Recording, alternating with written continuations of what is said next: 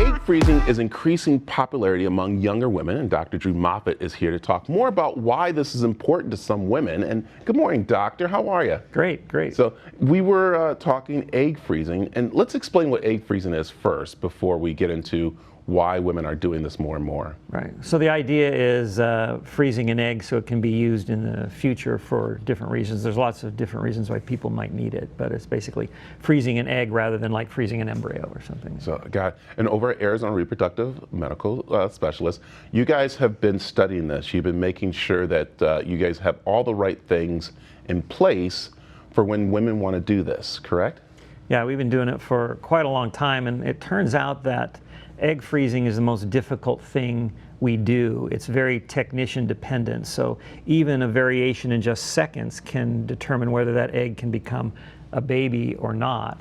A lot of clinics who are starting this think that if they just freeze an egg and thaw it, if it survives the thaw, then everything's fine. But what we've learned is that you don't see the negative effects until much later, like 7, 8, 9 weeks of pregnancy or a live birth. So unless you're in an environment where you're freezing lots of eggs and then thawing them and transferring them, you're never going to know, how you're doing. Yeah. So very important. That's why you guys have received awards for this, and that you guys have actually a good connection, a network of different places that do this, so that way you guys can talk and make sure that you guys are knowing what's happening with the future of the egg.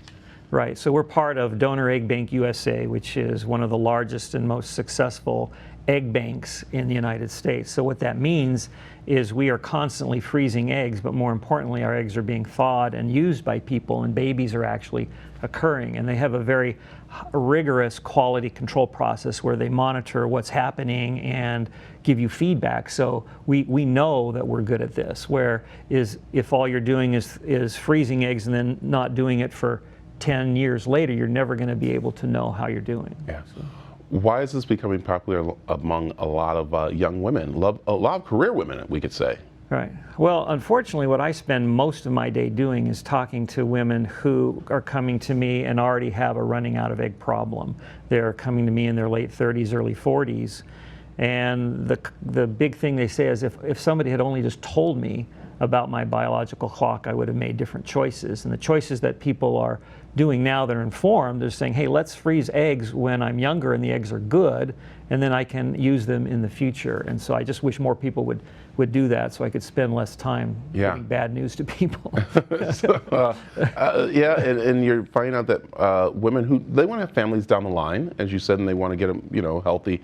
And so they want to work on their career, their school and everything. And that can be very stressful to the reproductive system for some women, and that's where you kind of like see that's why it's nice to get it now, get them frozen, and you guys take care of them and everything. Yeah, and the good news is it's not really a difficult process. It's a relatively short.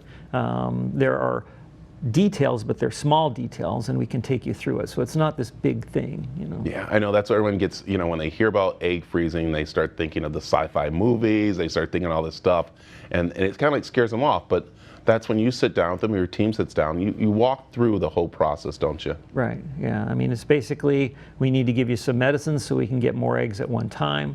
One of the big myths is people think that because we're taking eggs, they have fewer eggs. But what happens is every month, a group of eggs start to grow, and you're going to lose those eggs, and you're losing eggs every month. So all we do is take eggs that you were going to lose anyway and save them for the future. How long can you save eggs for? Forever. Can you? Wow.